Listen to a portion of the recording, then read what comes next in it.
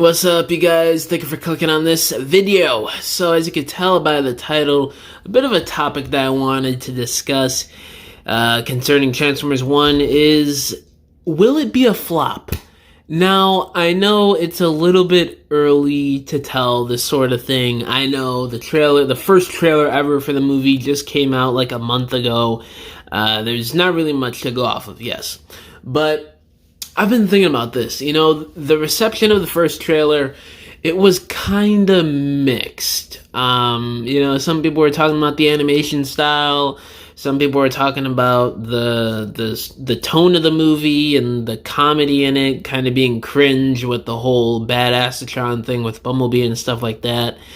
People were talking about how they don't like how they seem to be telling the backstory in this movie, which I honestly don't get that last argument because we barely heard any sort of backstory and history on what this movie is going to be about through the trailer, except for little tidbits here and there, which honestly, those little tidbits we heard is really nothing new if you know your Transformers cartoons, comics, and whatever other piece of media you want to throw out there.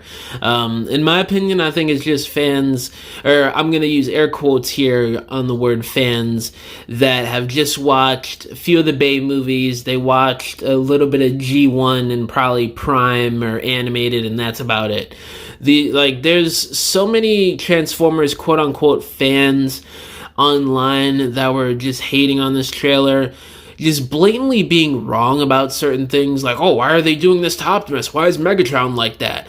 Guys, a lot of this stuff that they introduced in this trailer, story-wise and character-wise, is kind of not new at all. I guess you could say with how Megatron and Optimus are acting towards each other, we haven't really seen that before.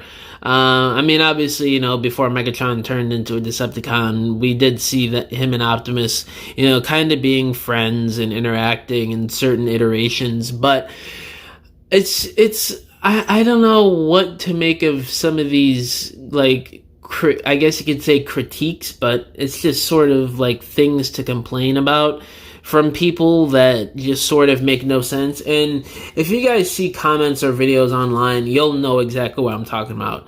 It's people who think they're Transformers fans, but in reality, they're actually not Transformers fans. When you're somebody like me who knows what they're talking about, for the most part, I mean, I'm not going to say I know everything about Transformers, but I'd say I'm a pretty big and knowledgeable fan of Transformers.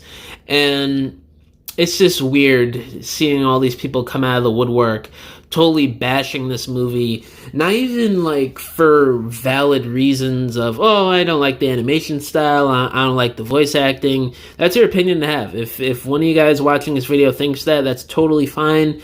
You know, everybody's got their own opinion on film and cartoons and pop culture and art and whatever else you want to throw out there.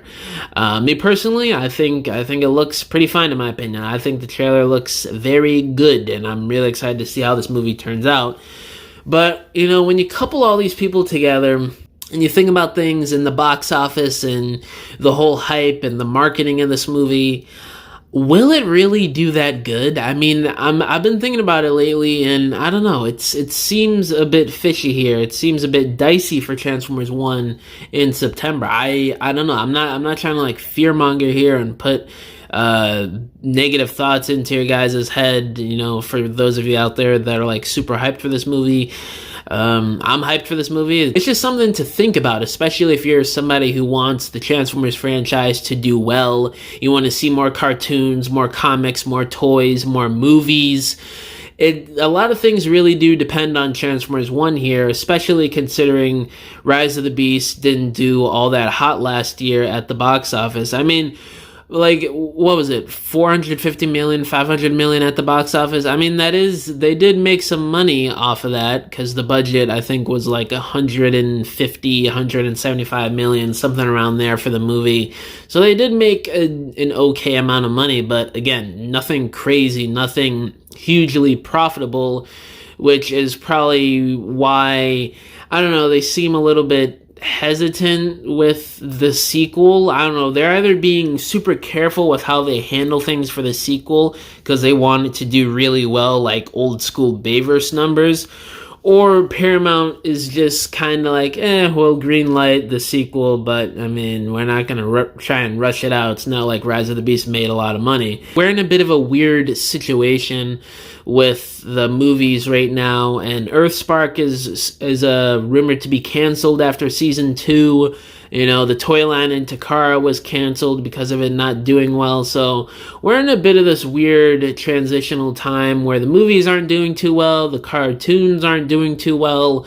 So Hasbro and Paramount, they kind of just gotta sit back and sort of recoup and think about, how can we make this better and make it to the point where we're making good money on these new pieces of media, whether it's the cartoons or the movies or comics, whatever.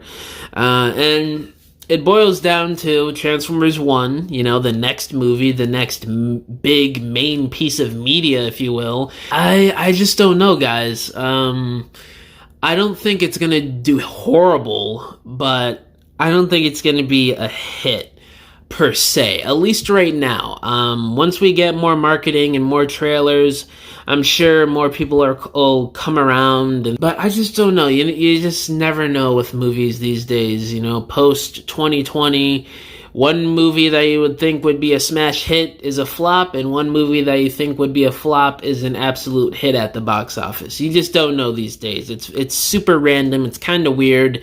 But I guess it is what it is, and we just gotta live with it, you know?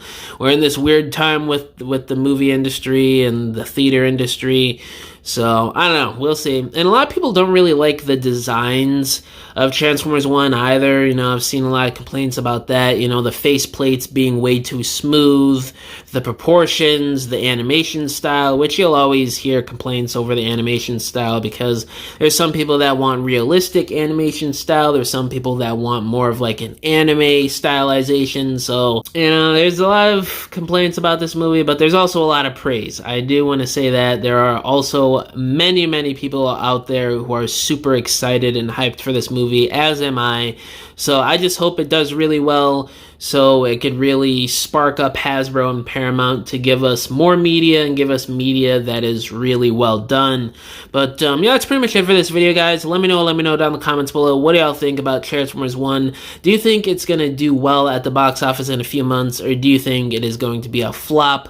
All my social medias are linked down below. My email is also linked down below if y'all want to hit me up about business inquiries, or if you want to message me about whatever, or if you want to subscribe to my new Patreon link down below. It's got tons of exclusive content that I won't see here on YouTube or anywhere else, such as exclusive stop motions, Transformers photography. You guys get 1 week access before everybody else here on YouTube to my stop motion films. You guys get exclusive music and music snippets from my stop motion films, Discord access, behind the scenes of projects I'm working on, such as dioramas, photography, stop motions, videos, and more. So if you guys want to help support me and help support the channel, I would greatly appreciate it. But yeah, guys, thank you for watching this video. I'll catch y'all in the next one. Bye!